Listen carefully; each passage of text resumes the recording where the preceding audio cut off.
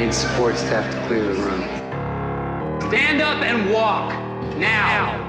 Hello and welcome to The Watch. My name is Chris Ryan. I am an editor at TheRinger.com, and joining me in the silver slipper... Good. Because he loves dance. Yeah. It's Andy Greenwald. And I like free nachos. Do you think they have those? I don't remember because I was on ketamine at the time, but it's possible. I loved how you pronounce ketamine as like a Jewish dentist from Philadelphia. First of all, I am much closer to a Jewish dentist from Philadelphia than I am to a habitué of the Silver Slipper. The truth is, you caught me. I started to back out of the comment 2/3 of the way through, but I was pot committed. And frankly, that's how I live my life. That's why I love you, man, because you fucking, when you're in, you're in. And we're in on Euphoria Season 3, which we will be talking about the second episode today, as well as the first 3 episodes of the new Apple TV series, Margo's Got Money Troubles. Mm-hmm. Problems or troubles? Margo's got money. Well, I think it's troubles. Again, no way of knowing. It's troubles. It's troubles. Did I say troubles? Yeah, but you were thinking of Northern Ireland. That's the problem. Is like, Margo and the Dairy Girls is a much different thing. It's really good to see you. What a weekend for us. Was it? Yeah, no, I just mean what a weekend for the United States of America, the NBA playoffs, the NHL playoffs. Yeah, sports-wise, you're right to switch allegiances. You should leave the Phillies hat at home. I'm fine with the Phillies. I have the Phillies hat at home. Ugh. There's no deviation from the plan. I know. I told you on Thursday, wait for game 60. I'm getting miserable texts from you. But I'm getting actually, honestly, a whole variety of awesome texts. Yeah, I sent some pretty funny texts this weekend, if I do say so myself. How are you doing? I have one news story for you today before we get into our TV talk, but I just want to do a temperature check. Great. Temperature feels good. The studio is nice. Yeah. No, I mean like emotionally and spiritually and also just like artistically. Where's your soul at when did you search around this weekend and watch anything that was not necessarily an assignment, but just a pleasure? No, this weekend there was quite a lot on the TV docket. Yeah. Yeah. So, no, I was focused. I was just working for you all weekend. Yeah, I was actually going to say it might be good after we do beef on Thursday. So I don't know that we're going to cover all of beef, but. You have beef with beef. I don't. I watched the first 2 episodes. Okay. And I would definitely say that it's better than I thought it was going to be. Well, you were very down. All I did was say, this is what people are saying about it. And if it's true, watching 8 hours of this is not necessarily what I want to do this weekend. You're like straw men everywhere coming up to me on the street, tears in their little straw eyes, saying, sir, Beef Season 2 is underwhelming. Speaking of film production, today I went to go get my not custom like they make it special for me, but like my coffee at my coffee shop. And CR blend. They were shooting something there. Probably fucking nobody wants this or something. And Tim's working. Be nice. I was just like, you guys got to be kidding me. Of all the gin joints that you couldn't find in London or Budapest, Vancouver, wait. You decided to take my coffee shop. Are you zagging on LA film production? No, I'm very happy for them, but like hold on. You are being a NIMBY about Hollywood film production within Los Angeles. I think this is a wild new character for you. It's just like I have a few things that need to go right for me during any given day. All right, let's go through them. Getting my coffee. Having the right kind of Nicorette. What, like as opposed to off-brand? Like what? Off-brand or like the new flavors that the Nicorette company like introduced. So we talked about this. Like it's just like I have to have like everything kind of line up in the stimulation category, and then we can get into our day. Right. But if I show up and Sidney Lumet's like, now here's what you're gonna do, and it's like, no, man, I need an Americano.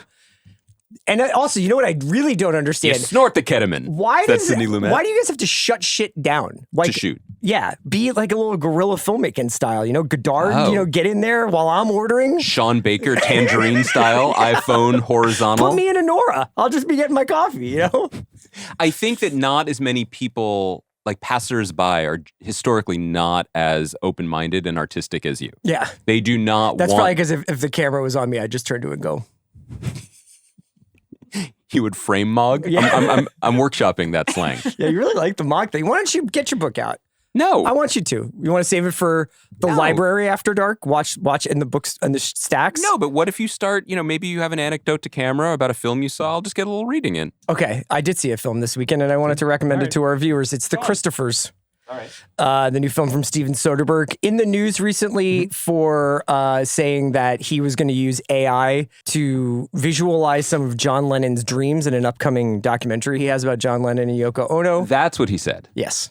He was going to use AI to do some visual effects or some imaginative visualizations of like John Lennon's dream life. Oh. And he was like, and I never would have been able to do this, or would have been like a visual production house, effects house that would cost me an arm and a leg. And now it's easy. Oh. Or not easy, but he basically is this now under the rubric of like, he can now do it himself like he does everything else? Yeah. I mean, I think he's always been like, what's the, not market inefficiency, because I don't even think it's economic. I think he's just a tools guy. He's interested in tools. What if Mike had real magic and the magic was AI? Is that what he's doing? You know what? Honestly, I think that, you know how they name all these goddamn AIs, like just, Claude, you know? What if the AI was named Magic Mike? I would use it. Yeah, me too. If I was like, can you make me some furniture, man? Yes. Yes. Can you still hang out with Olivia Munn? What's that like? I did have one piece of actual Hollywood news for you. Christopher's is fantastic. Ian McKellen, Michaela Cole. It's essentially a two-hander chamber piece. It's about I don't know if it would be like a Damien Hirst, Julian Schnabel era. Like, I can't tell exactly. He seemed like an enfant terrible British painter, now in his twilight, living in Bloomsbury, it looks like. That's hit close to home. Now I'm listening. And lovely, lovely 3-story, 4-story house. In Bloomsbury. Michaela Cole is an art restorer / painter who takes a job with Ian McKellen's aging artist to catalog some of his work. In his home? In his home. So easy access to Essex Market and Farringdon. All that. Great lunches. But she is, Deco, I'm surprised Cafe Deco didn't come up. Deco's at the south end of it, but I would imagine that you would probably get the lunch deal at Quality Wines. It's not a deal, dude. You wind up walking out smelling of liver. When you go to Quality Wines. That's not their lunch special. Oh, okay. What's the lunch special? We don't need to get into it. I'm just saying it's very reasonable. I'm interested in the job she took. She takes it surreptitiously though, because she's in fact working for Julian's children who want her to finish a series of unfinished portraits called The Christophers of his lover that he did in the 90s. And they would fetch quite a bit of cash, but he has thus so far refused to finish them. Are you one of the Christophers? No, sadly not. But it's, I thought it was wonderful. And it was just like a great, tight movie. It's going to come up later when we talk about Margo's got money troubles, problems. No, it's troubles. God damn it. I really got to get that right. You know what? Those two words probably have like different meaning to different people. Again, in Belfast, they do. I wanted to let you know that Joe Russo, one of your favorite filmmakers. Yes. He's the visionary. He appeared via Zoom at the St. Andrews Film Festival, which is in Scotland. And this is a film festival I believe I've read about the Russos being patrons of before. What do you think that is? I don't know. I really don't. Any other podcaster would probably be like, well, you have to understand. I was waiting for that. But honestly, I feel like sometimes it's okay to be like, I have no idea. But I've read I've read bits and pieces of them appearing at this festival. I mean, he did this via Zoom to talk about Doomsday. Just doing a little. What a journey this has been. I'm trying to do a cool intro to this. It's essentially that, they're making Doomsday, and now they're going to re-release Endgame in September, I think, with either recontextualized old footage, I imagine, or perhaps new footage from Doomsday that they're putting into Endgame. Right. But to put Endgame now on the Doomsday narrative rails. Yeah. And I thought this was really interesting because, first of all, it is kind of a tacit admission that the last 7 years of Marvel has kind of not worked. Yep. Between the multiversal shenanigans and Kang and Jonathan Majors and some of the other things that they've tried that haven't worked, and the fact that Fantastic Four is obviously going to be a major part about this, but was not maybe living up to people's expectations. Right. What do you think about the idea of a filmmaker going back and tweaking something in midair to connect it to another part of the franchise? Greedo shot first. But they never actually made that canonical, did they? Well, who's they in this case? Disney. George Lucas? Yeah, if he made it, I mean, he touched it. It's okay, but like canon. But the point is of like a Star Wars story. Yes, I don't know. I mean, like, has this been done before? I think what you're asking is interesting because in terms of like tweaking a prior movie to retcon it into alignment with a sequel, I'd be hard pressed to think of an example of that. I mean, I think Disney, especially like the animated movies, like Frozen 2, a movie I know that's near and dear to your Honestly, heart. this is where your expertise... I talk to my kids. Yeah. We talk about this a lot because one of the things that I find really interesting about that movie from like a process standpoint was the entire movie is created out of whole cloth of a larger overarching plot that 100% didn't exist at any point during the decade plus development of Frozen. Okay. Where they like retcon that the parents, like in the opening of the first movie, the parents went off on a boat adventure and sadly, spoiler for the first 30 seconds of Frozen, did not survive. The second movie suggests that they were actually going on a quest to discover the origin of their daughter's powers when they were sunk. It suggested that they told the daughter it was a boat, like a cruise, no, but lied? Or no, we know kings and queens are always going on boat trips, probably. Yeah. You know, we've all got troubles. Yeah. But to answer your question, Frozen was not re-released with swashbuckling footage of the dead parents attempting to get to And I don't know the extent to which they are going to tweak Endgame. I think it's a pretty savvy idea, although I'm surprised we're finding out about it via Zoom in Scotland instead of like a big CinemaCon announcement or like a big, maybe even a trailer for the re-release of Endgame to prep you for Doomsday. But I'm sure that's coming. The Doomsday footage has been screened. Yes. They played it at CinemaCon. It is not released yet, but every single detail of it has been leaked. Mm-hmm. And I think it was intentionally designed to push back on your, I think, quite accurate observation that the last 6+ years have been a complete wash. The footage features many characters from this cursed phase engaging with each other. Mm-hmm. Like it's Shang-Chi fighting Florence Pugh. No, fighting Gambit. I read the same recap, brother. Yeah. That's a bummer. Yeah. I pushed the Atlantic magazine out of the way and I said, let me read this blog post describing the Doomsday That was trailer. a text I sent you. Yes. I said, attention, a little worried about things at FBI HQ. Thoughts? ? You didn't respond. And then I wrote back Flyers. Go Flyers. So I don't know, but they are also, I found it interesting that they are doing a really interesting thing where they are trying to convey complete confidence that they have this thing in the bag. And so there's a beginning drumbeat of this tested better than anything since Endgame. They're dropping all these things like we had 40 actors on set standing in a blank room, where they drew in the backgrounds later. They are re-releasing one of the, was Endgame, like top 3 most successful movies of all time. They're re-releasing that to prime the pump, to remind people of how great this was with new footage to get people in the theaters. They are claiming that they don't need the IMAX screens that Dune 3. Oh, because they're making a proprietary technology of like, so that it always shows in the way it's supposed to. Infinity Vision? Yeah. Can you just make a proprietary format? I hope it makes Euphoria season 4 in Infinity Vision. So it'll go on forever? The episodes, I think, are made in Infinity Vision. Honestly, they breeze right by me. Incredible. Yeah. So, yeah, I don't know. I mean, what's your doomsday temperature check? I immediately started thinking about other franchises that have perhaps made some wrong turns filmmakers going back and tweaking them.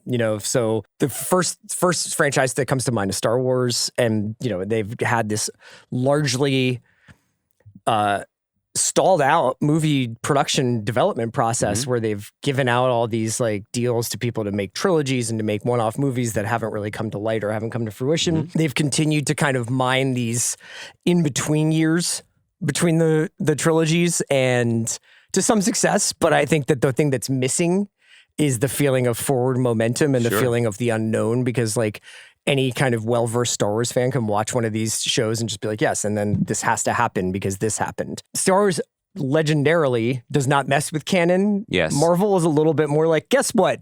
everybody was dreaming that day, like. Well, or it was a different universe. Yeah, and they've been playing with that for a few years. But if you were doing Star Wars and if you were like, hey, why don't we just go back to right before Force Awakens, or why don't we go back to right after The Last Jedi and just do this? And basically, I mean, it sounds like Steven Soderbergh's The Hunt for Ben Solo movie was in its own way like, well, what if he wasn't dead?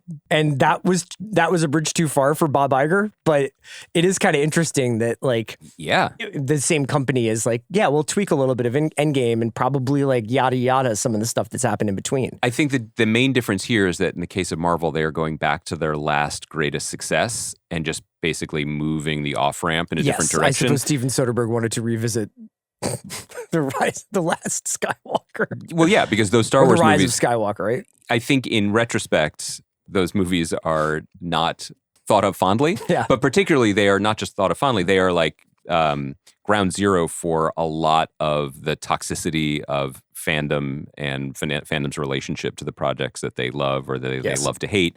And so it would just be a minefield to go back, because it wouldn't just be like, let me pick up on the really cool adventures of Admiral Holdo or whatever Laura Dern's name was. It was like, let us pretend none of that woke shit that Rian Johnson did ever happened. Please attribute that quote to Chris, because he needs a couple dings in his Mando armor online. Come on. I'm just saying.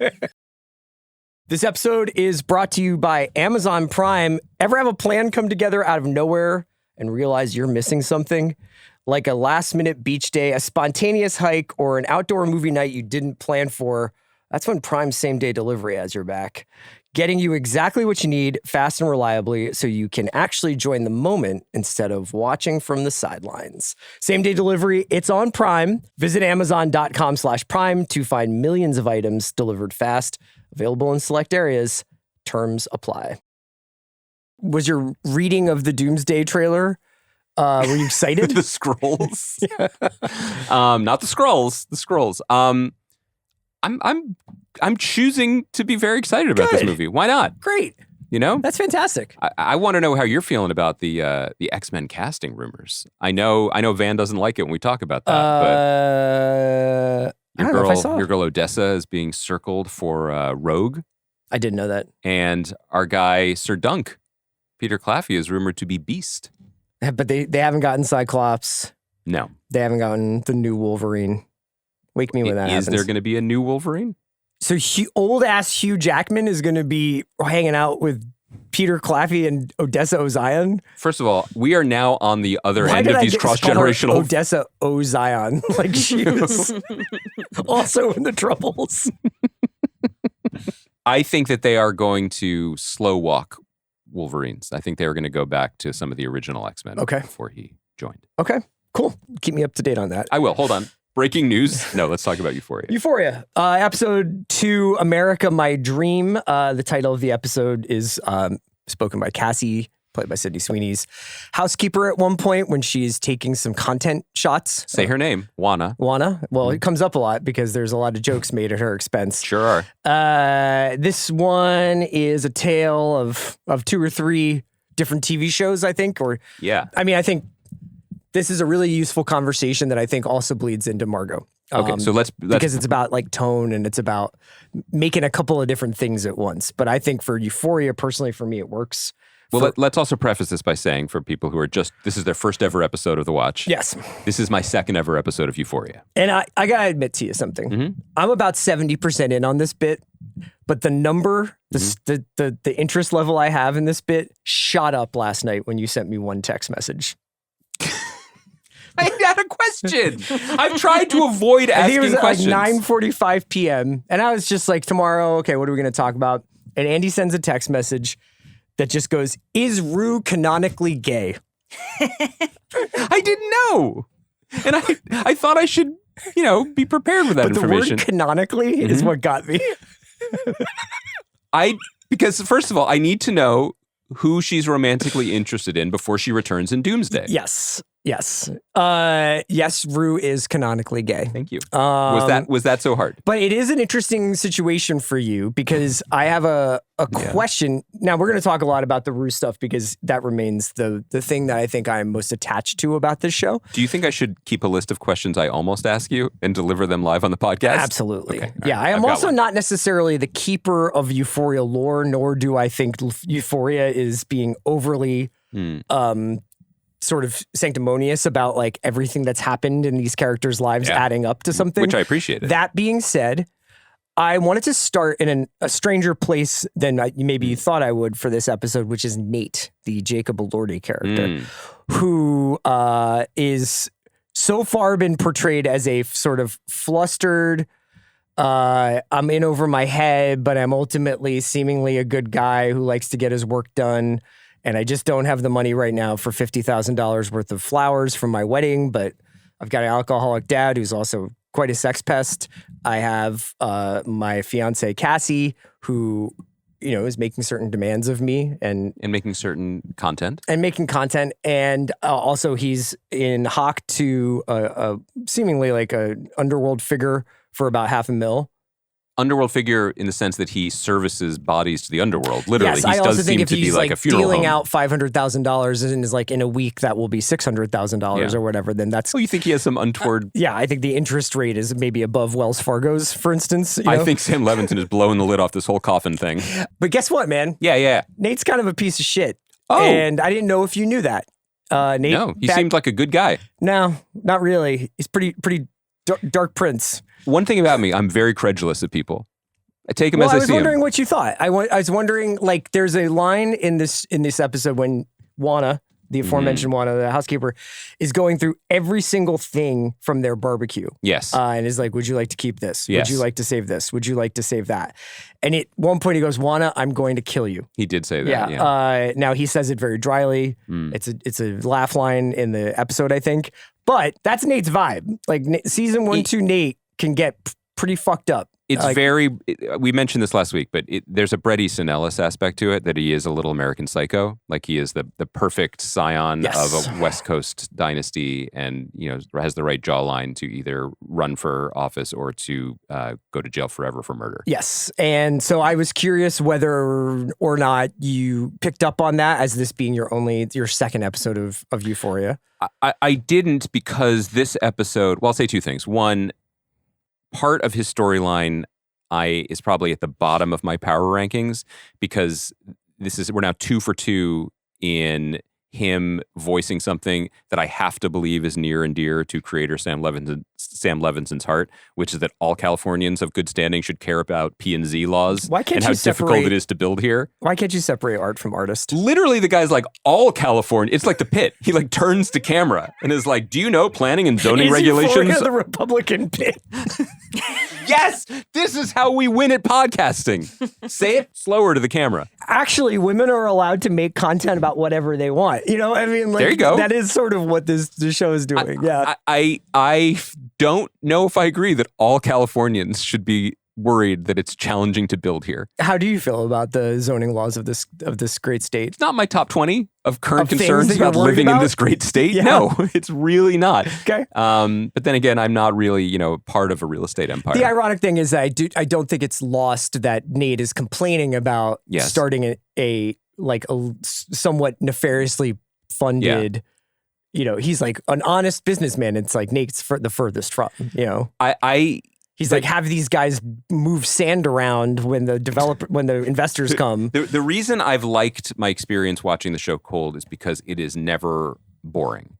And I actually feel like, and this is obviously self-fulfilling, but that my experiment is supporting itself, that like there's very little that I need to be standing on to just be present with these characters as they are going about whatever it is they are building towards in this undoubtedly final season of the show. That said, your question brings up one thing that I was picking up on, which is as certain threads, currents bubble up, some of them are tonal, but some of them feel canonical or biographical in ways that I'm at sea with, and it's hard to the Maddie. So exactly. Cassie, So Nate love triangle. Yeah, absolutely no idea what any of that was about. Sure.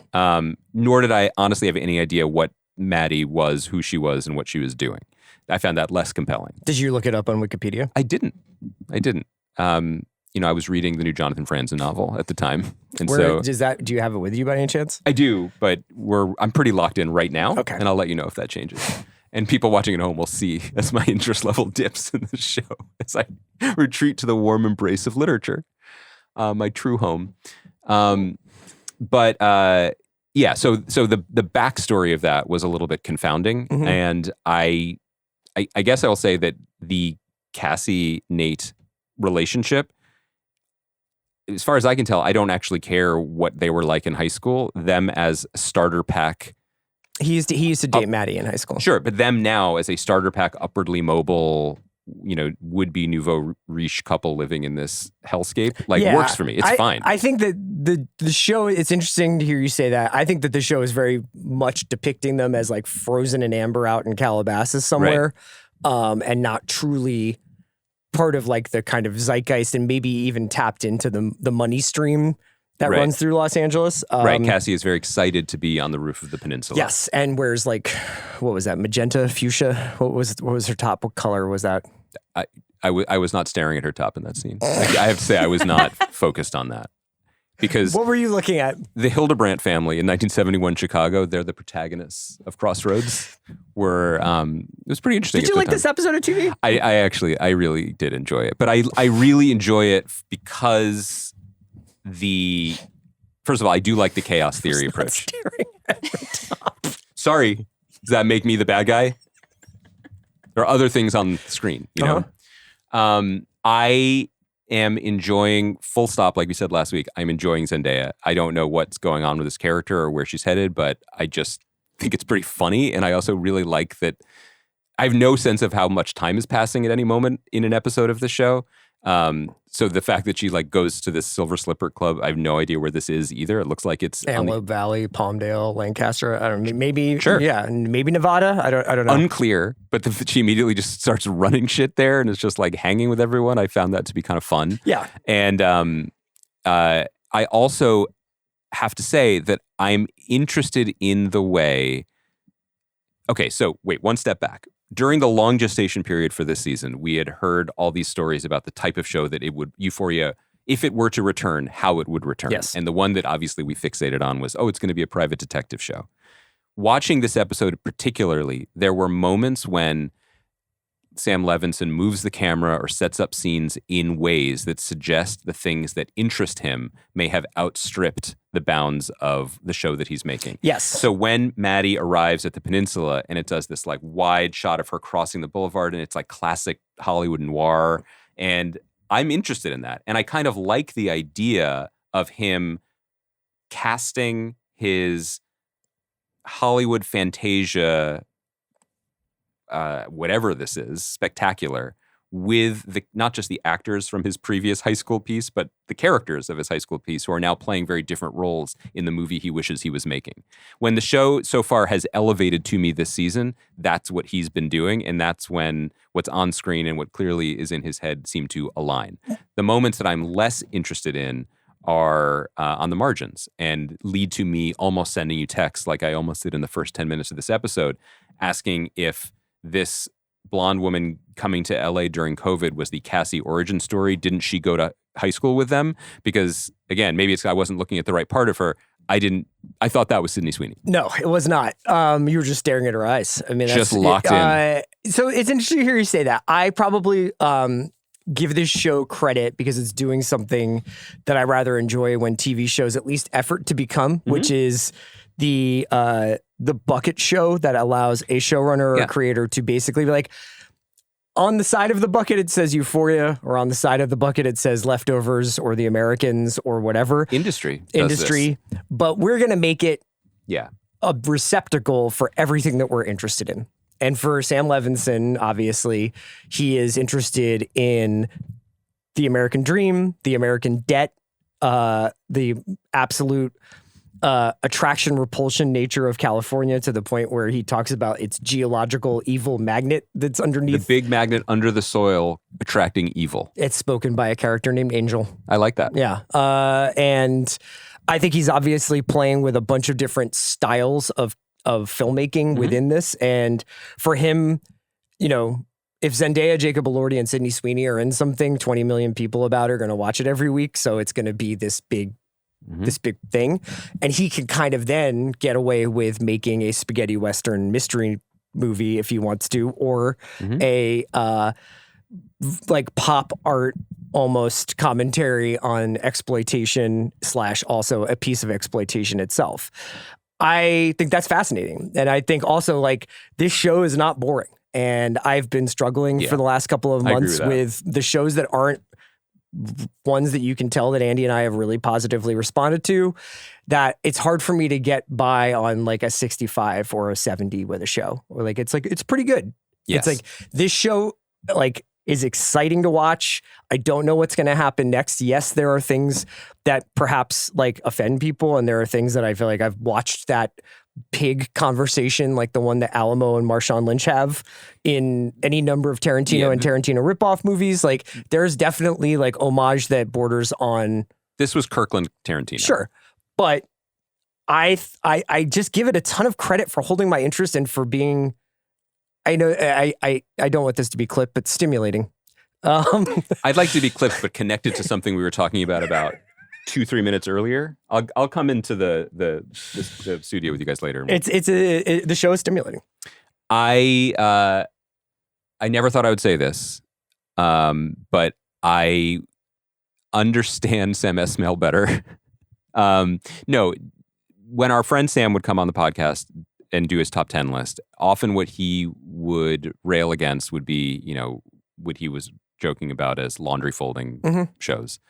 And he would praise things that were aesthetically bold and directorially driven, even past the point of what I and maybe sometimes we felt were reasonable or like entertaining or even generous in terms of the effort they were making to include an audience. Now, Sam, despite being very successful and very good at making television, historically doesn't love or watch a lot of television.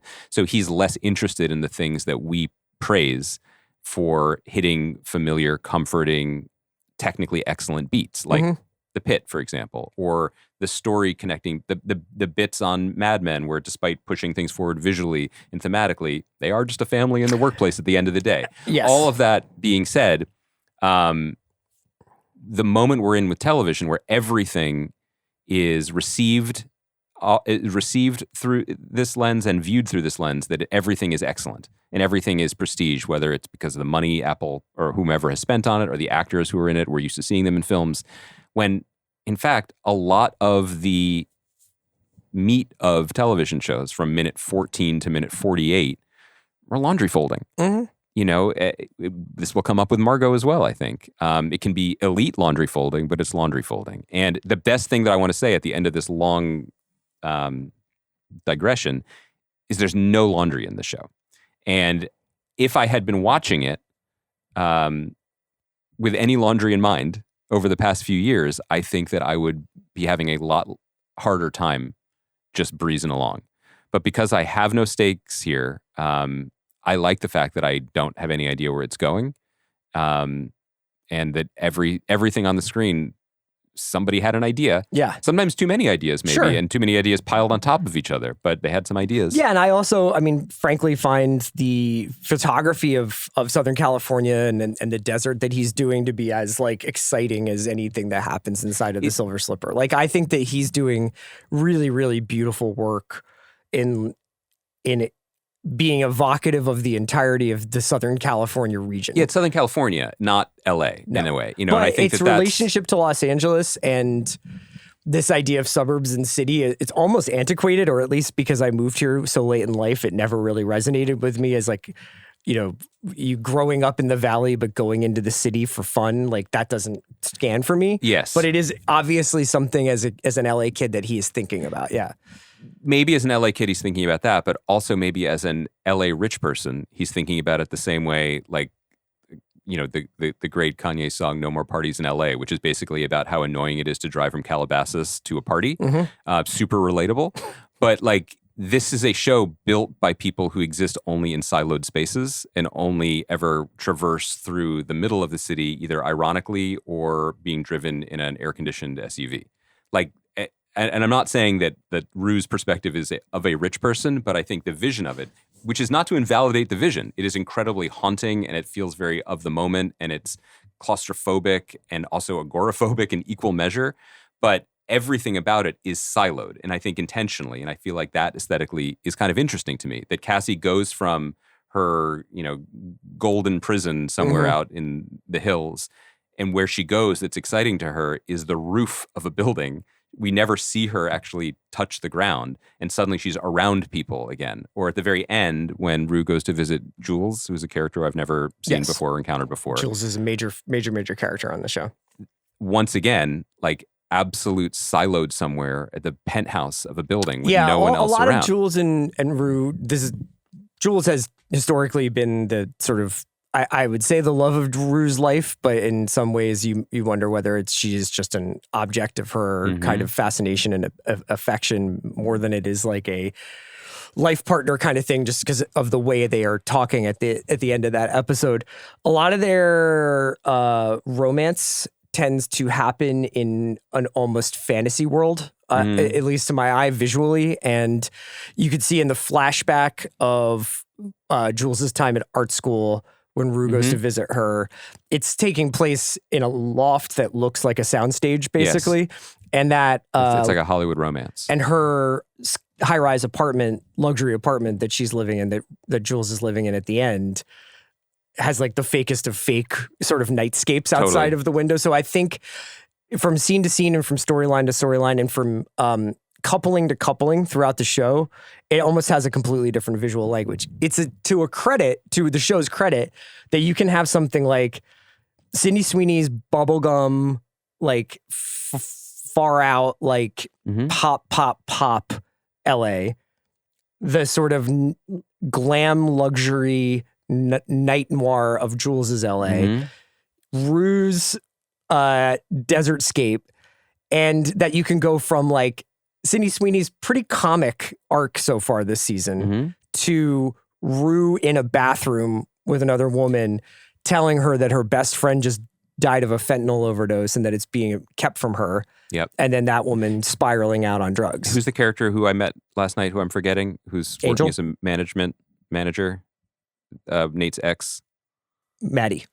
And Maddie's storyline, which is more or less the Rachel Sennett storyline from I Love LA. Yeah. Which is just like the day-to-day nuts and bolts of managing this crazy town, but I say that to support your point that there's all these different visions of it. Ultimately, in terms of vision, why I am like good faith enjoying this exercise is because the shot of Rue begging her mother to come home while the gas station goes out behind her it's an astonishing image. It's a beautiful image. Yes. She's acting the hell out of it. And every so often, every time the show starts to trip into something where I want to take out my like stern little red pen and mark it up, it does something that is genuinely moving and quite eye-catching and breathtaking and beautiful. And that's enough to keep me going. I would say largely, and we don't need to segue now, although we could, and you don't need to have watched both episodes for this point to be relevant and not spoilery. Euphoria and Margo have both staked out some terrain on OnlyFans Island. And what a moment for OnlyFans. Great. I'm just glad the little guys are succeeding. As in, the guy who made OnlyFans is dead. Oh, no. Did he set everything up? So are his children going to benefit? Look, probate court is a mess, so I hope that he had his affairs in order. I think it was the OnlyFans guy. Yeah. Yeah, it was. But we don't know about who's...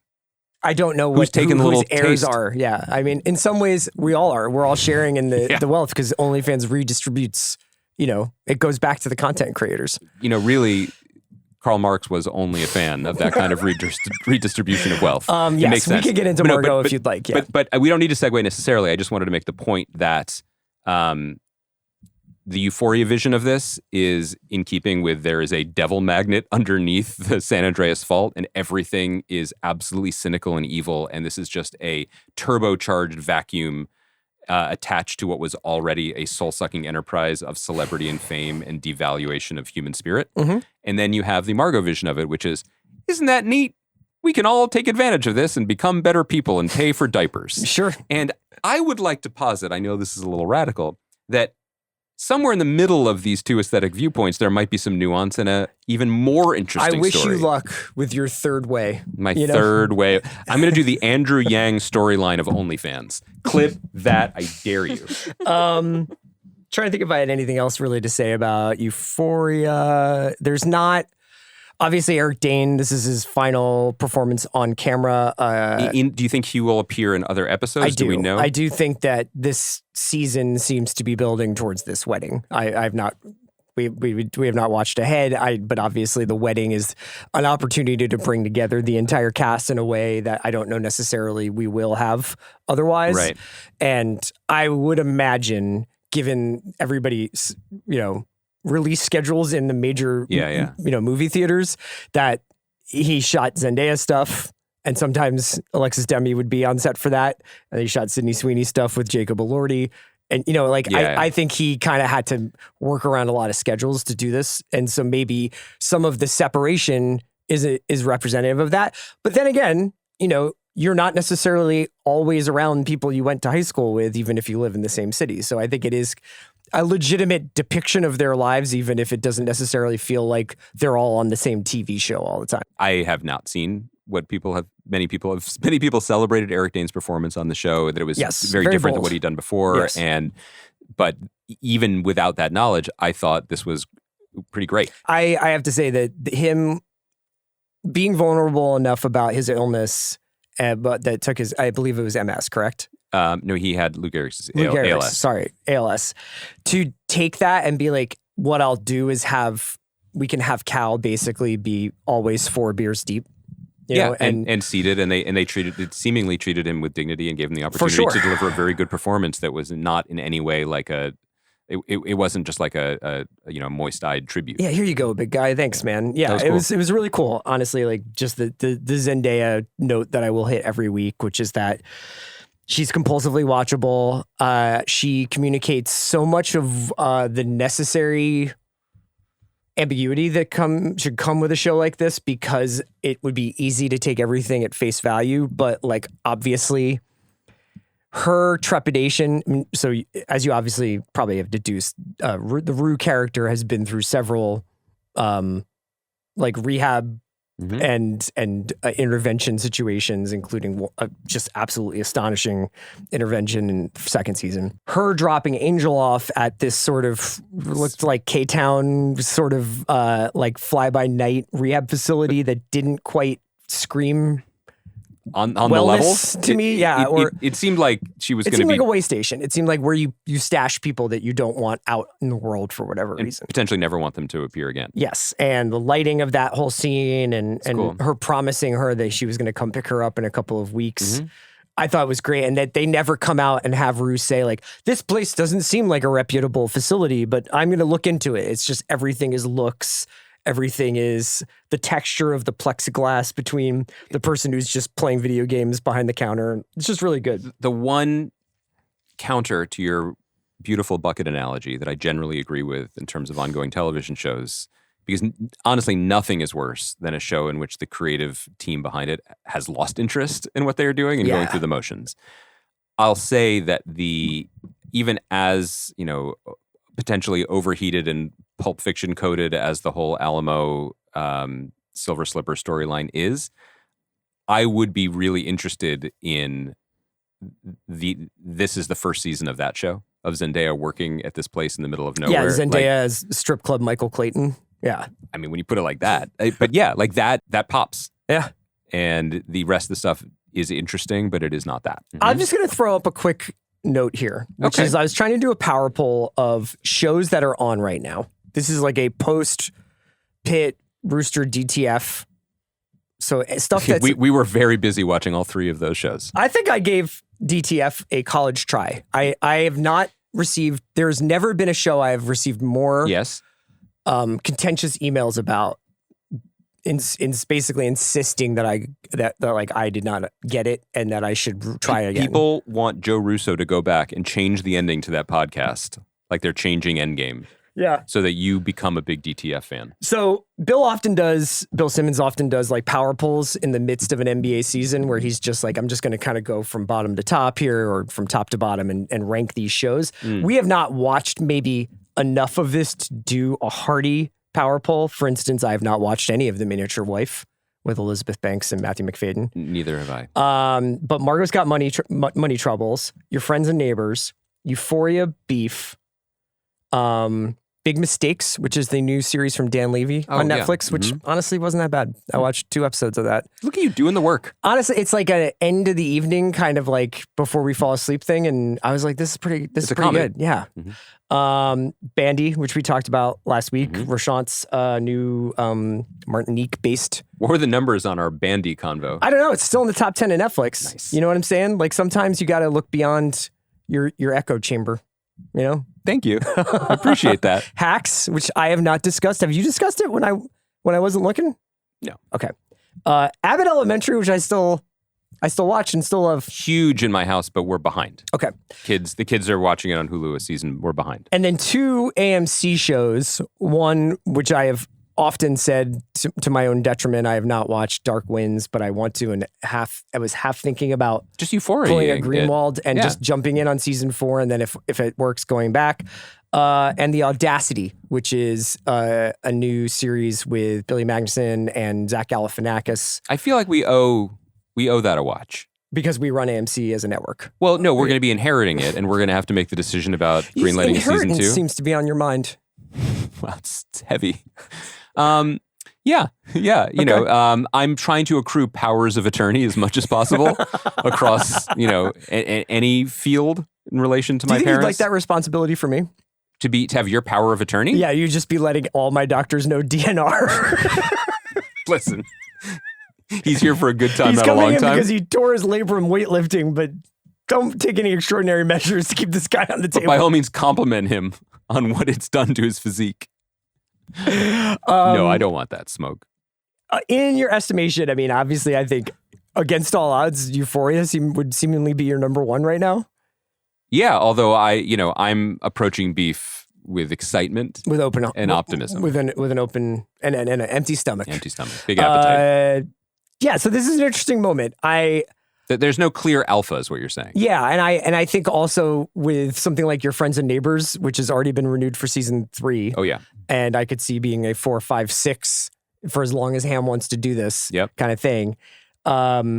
You kind of get to a point where there's some of these shows and you're like, this is going to be what it is. And I will, if I like it, I'll keep watching it. Before we even answer the question you're smartly asking, I will say that this is an interesting snapshot of kind of what TV is now in a way that it hasn't been. This is what I wanted to get into. This is the stuff. A number of the shows you're mentioning, especially shows like Your Friends and Neighbors and Rooster, those are ongoing shows. They're designed to be ongoing shows. They're going to be greenlit before the first seasons or current seasons have ended. And similarly, the other types of shows that we're talking about in the margins, Margo and stuff, like if Apple had its way, there is always going to be a Margo-like show on the air. And we will discuss and debate the merits of this show in particular, which I think is worthy of our conversation. But what's interesting about all the shows we're talking about is that they are starry at a certain level and they are safe on a certain level. And I don't mean that judgmentally. When we talk about them individually, I'm happy to be judgmental about their attitude towards risk and storytelling. Sure. But they are dependable. And even like Your Friends and Neighbors in the season 3 announcement, and this wasn't a surprise that it was getting renewed again even before the second season premiered, much like last year they said it's coming back and James Marsden will be one of the Friends and Neighbors. This year, Michelle Monaghan is joining Friends and Neighbors. Yeah. And who better to represent that certain type of affable, contemporary television plus celebrity than those two? Very, very high approval ratings. Absolutely. Good in basically everything, dependable, and feel like the people who have always been on these shows, even if they haven't been before and even if they're only doing an arc. Yeah. this is a relatively healthy It's just snapshot interesting- of a moment that even if we're not engaging with a lot of it, or are we necessarily fired up about it? And I think some of it is firing these shows all off around one another to get in under the wire for Emmy consideration. There's that. Usually that window ends around May 31st. Yeah. So and the next couple of weeks will also be busy. I'll be curious to revisit this list after we've gotten a chance to maybe watch some more of Beef, maybe The Audacity. I think we'll pick Hacks up as a where are we at as the final season comes to a close kind of thing. Let's talk about Margo, a show from David E. Kelley. It's adapted from a novel By Rufy Thorpe. By Rufy Thorpe. It's only a 2024 novel, so it's been quick turnaround from page to screen. She's been recommended to me as a bard of Orange Kaya, County. do you know Rufy Thorpe at all? Yeah, I read this book. There you go. This is actually useful. And Kaya, if you feel like it, please jump in. I don't have a Okay. Wait, did we specific like the prompt book? for you.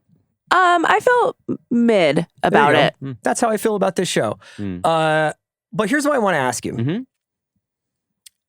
You know, ever since The Wire, we've talked about TV as the great opportunity to novelize story, to tell a long form story.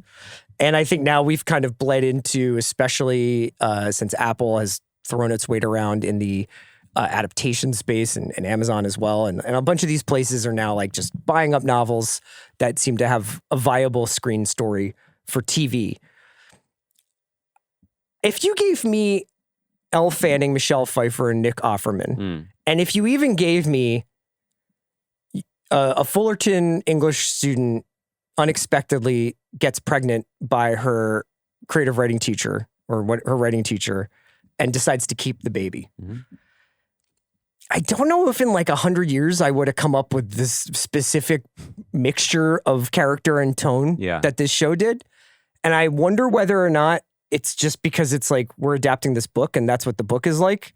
Yes. But I'm starting to wonder whether or not like TV is the right place to adapt novels, because this to me is like a perfectly fine example of like in 1996, this would have been an adaptation of a Mona Simpson novel that lots of people liked. Can you imagine Curtis Hanson's Margo's Got Money Troubles? Absolutely. Yeah. Absolutely. Would have been very enjoyable. And you know what it would have been?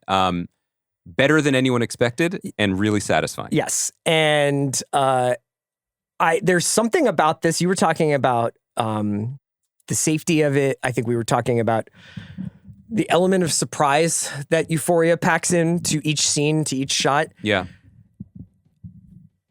There's part of it is because I know what is going to happen on this show because you watch a trailer for it. So you know that Margo gets into OnlyFans and you know that her father was an ex-professional wrestler who's gotten out of rehab to come back to her. And yeah, I mean, the log line of the book was like, it almost felt like a ChatGPT stunt to get optioned. Yes. Which is, again, people really like the book. Kaya, not so much, but like it was a hit book, and it is a legitimate thing. I am not trying to discredit the author, but the series of words strung together, I was like, well, that's going to get I've been having adapted. this sensation when I'm watching shows now. And Kate Herron directed the 3rd episode. Like, it looks cool. Like, Elle Fanning is wonderful. Like, Deirdre Walsh, who did Bad Sisters, did really the talented first two. Irish director. I hate when scenes start and I know exactly how they're going to end. Oh, I am. If you think I'm insufferable, imagine me watching this show saying what was going to happen in this. Yes. And it's not like, let me guess, she's actually going to do OnlyFans. But I mean, like, let me guess, she's going to get insulted by this HR work person. Or let me guess, like, Michelle Pfeiffer's not going to be able to take care of the baby tonight, so she's going to ruin her restaurant job. Or let me guess. And yes, like TV, there's a huge swath of television where I'm like, I want a reliable, repeatable emotional experience. Yes. Along with a couple of laughs or a couple of thrills every week for 42 minutes or 59 minutes or an hour and 5 minutes or whatever it is. But more and more, I think TV like The Pit and industry and, you know, Euphoria kind of makes it hard for me to watch stuff where I'm like, no shit. Well, that happens. If you're committing to 8-10 hours of something, you don't necessarily want extremity, which I think was a misunderstanding of a lot of the last 10 years in terms of pushing genre things or violence or shock to the forefront to get people to keep watching. You don't need to be surprised. I think you ought to be delighted. And when you get the feeling that things are moving along a predictable track, that for me saps my enthusiasm of spending this much time watching something. Now, if I had a lot of laundry to fold, I get it. I will also say that, like, this is from the book. This might be considered a zag, considering I am the Daddington of this particular island, but I do find the unexpected pregnancy story arc to be diminishing returns. I dare someone to show me a version of this story that follows a different path other than throwing up in public and finding out the hard way and taking multiple tests and saying no, no, no, and then the chat. Like, it's hard, and this is a legitimate part of the human experience, but dramatically, it's increasingly kind of inert because it follows a very similar pattern. Before we get specifically even more into the weeds of the show, I wanted to say some positives. I think that the first of all, the production design, I'm biased. This is Richard Bloom, who worked on my show, but I think he did a beautiful job showing a part of Attention Sam Levinson, a part of Southern California that is very specific and not the version you often see. This is like on the outskirts of Pomona-ish. And one of the things that I noticed that I really appreciated is, like, in Margo's apartment, Margo's the main character played by Elle Fanning, it doesn't look like poverty porn. No. And it doesn't look like there's a bowl of plums on the table for no reason, right, which is often the case. It's right in the middle. It's right in the middle. It's like, oh, some people live here and sometimes they eat cereal. And I noticed that in location to location to location. And when the show does, like, put a little curly cue on it, like the scene in Bloomingdale's when Margo has sort of a panic attack and falls on the ground and Michelle Pfeiffer is yelling at her to get up, you can see that he hung these, like, furry Cassie and Nate-esque lilac lamps over her, which I don't believe are a feature of Bloomingdale's, but accentuated the shot. I was really just in Bloomingdale's last weekend, and I did shopping not see for strollers. No, as a gift. We were looking for home goods, and we went to a Bloomingdale's that didn't have them. Okay, well, you should go to the one near Pomona. it's classier. And the original music is by Nathan McKay, who we love from industry, and executive producer, and I think essentially day-to-day showrunner is Eva Anderson, who's an incredibly talented writer who I worked with, who I love to see her succeed in something like this. I will also credit one other huge thing here that maybe goes against our initial take. The episodes are like 36 to 42 minutes. Bravo. Huge. Let's once normalize this. You get through the Your Friends and Neighbors trailer, 38 minutes. Although this started with a trailer for itself. Yes. Which I was like, relax, Apple. You have a winner. I'm here. I really appreciated that. Like, there's few things worse than you fire it up and it's like 64 minutes. I'll tell you right now. But you know what else is worse than that? A 36-minute half-hour comedy. But if you tell me it's an hour-long drama and you hit that 40-minute sweet spot, I'm paying attention. I sincerely would I would watch every episode of Fallout if they were 42 minutes. It makes a huge difference. Huge difference. So there's that. I think the other thing I will say that's really positive is I think Nick Offerman is amazing so far in this show. Yeah. 3 episodes in, he's playing a just out of rehab former wrestling great named Jinx.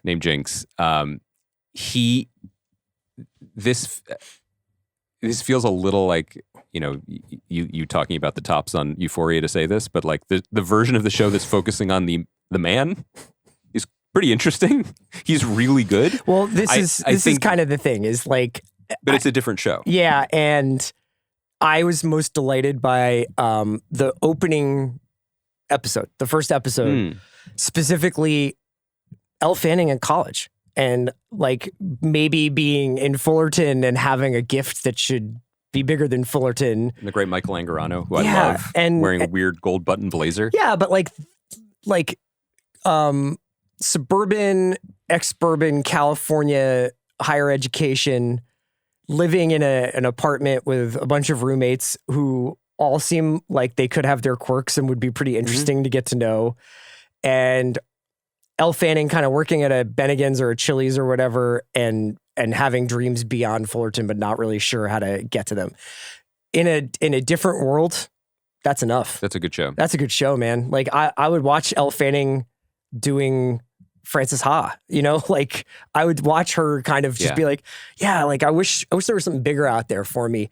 But I think part of it might be because when you get big stars, like Michelle Pfeiffer, who is married to David E. Kelley, and I think has made a turn to television in these last few months with the Madison and this.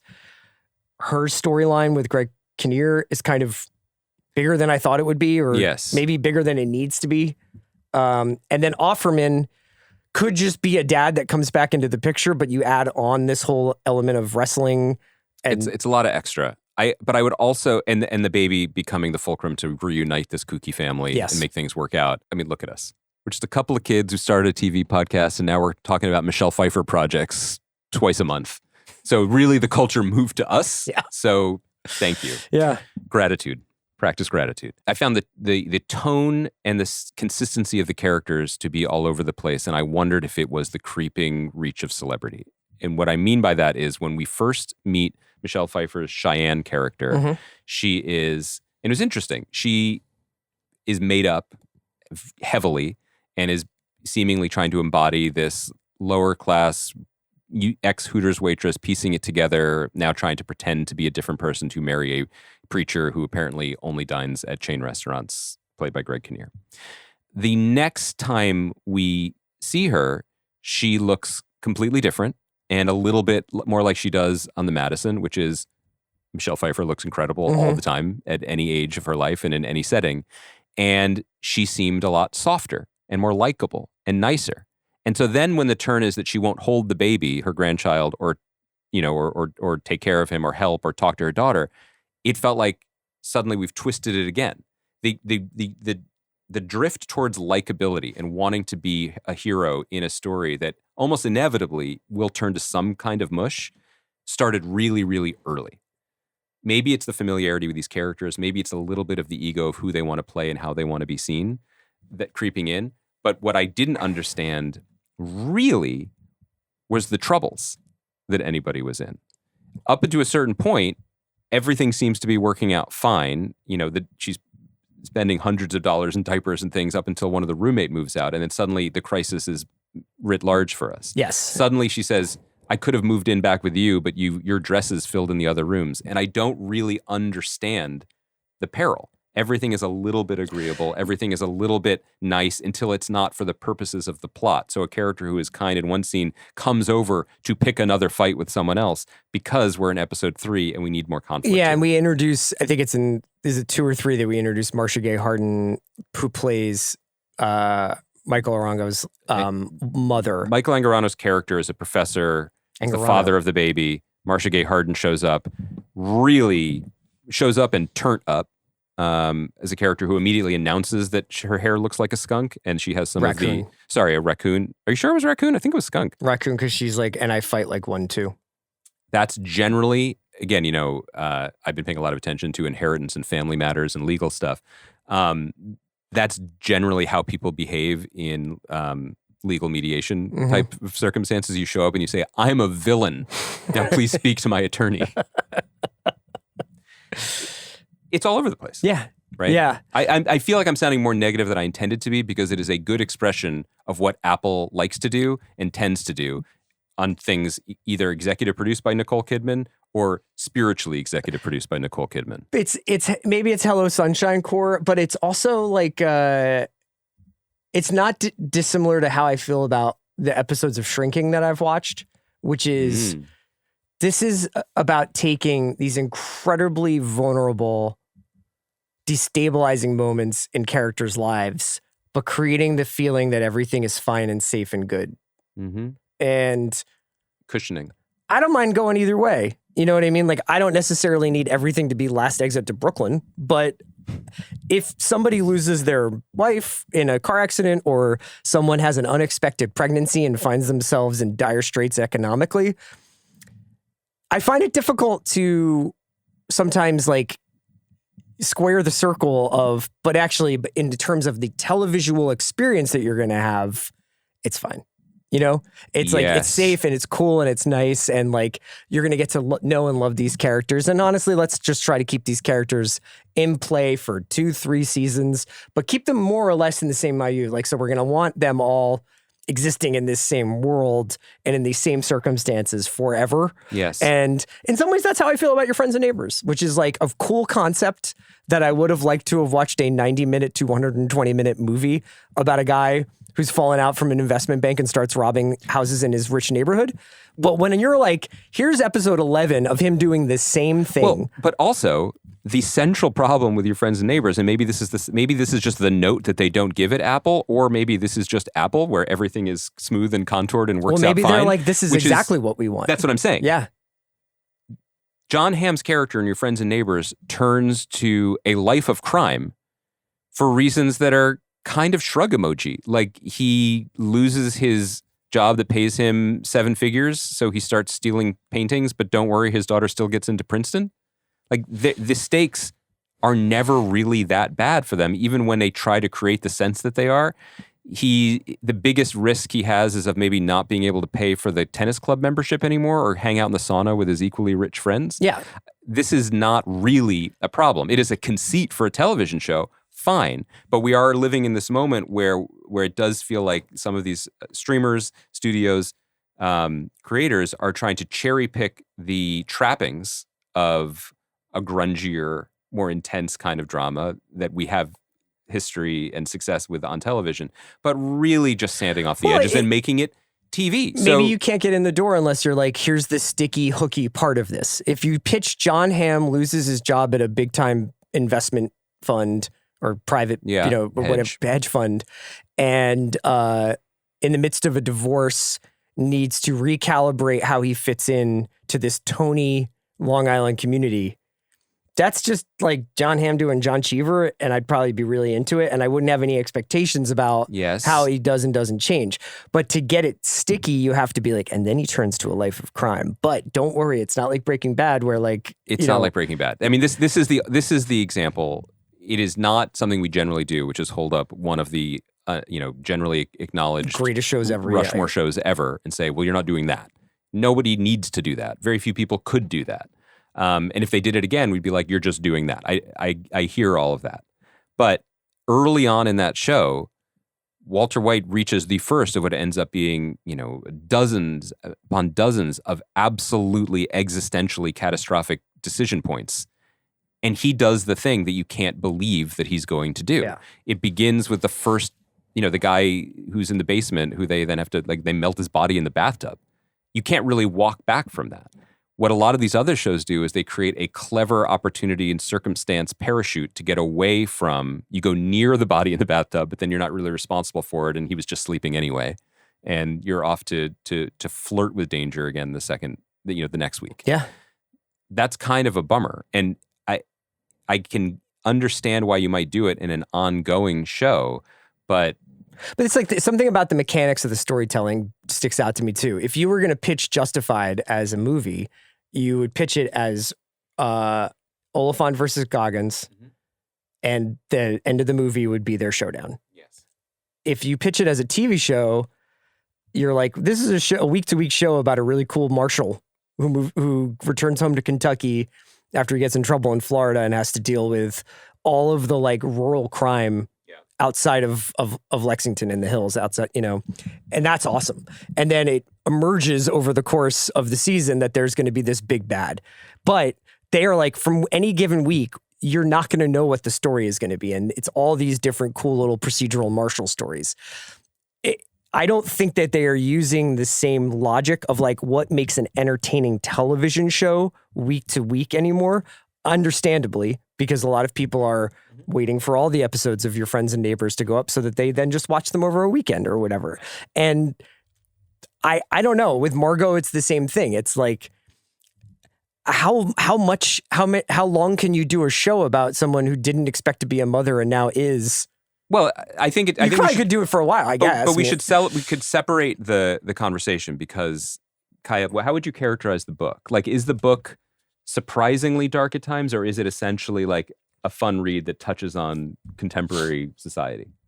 Yeah, I would say the latter. I think my issues with the book are also I watched the first episode of this, and I think the tone of the book was a little bit off-putting to me, similarly in the way that the tone of this show is a little bit off-putting, where it just feels overly twee.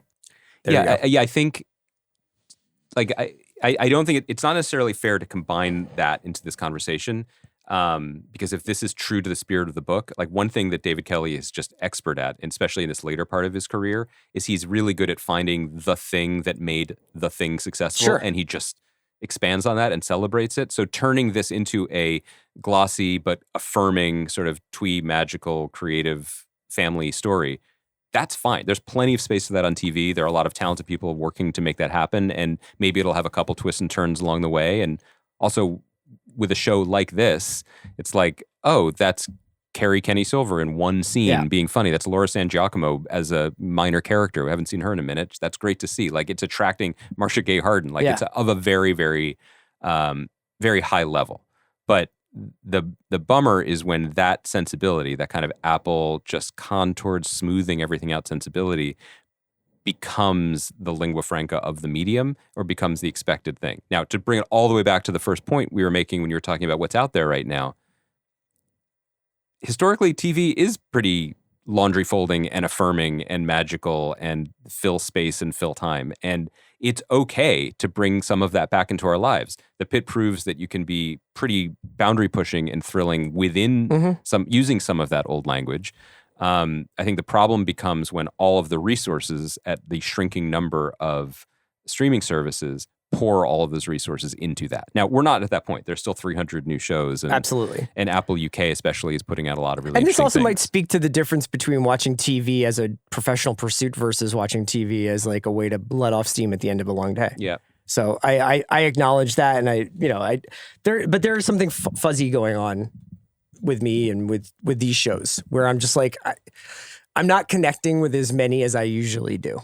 Well, I think that goes back to I think you were right about the shrinking observation. And I also think that it's just a lot of hours to fill. Like, not many stories are deserving of this much of our time, frankly, and some of the spy shows that maybe people think we overrate. It's like, well, I also read a lot of spy books in my spare time and probably couldn't tell you about half the plots. Like, that is something that I enjoy doing once I'm in that world.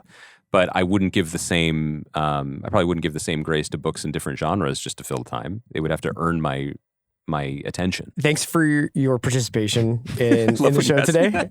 Thanks to Sarah. Do you think I had other plans? No. I got another pod I got to go to. Oh, well, please, by all means. And we'll be back on Thursday with Beef, Top Chef, and Wildcard. I mean, I listed all those shows. Maybe we should check out the Audacity for that. I mean, I don't want to overcommit because it's kind of a busy week, with all the probate stuff I got going on. But I got to get to the bottom of this. Now it's just a bit. Thanks everybody for listening. We'll be back on Thursday.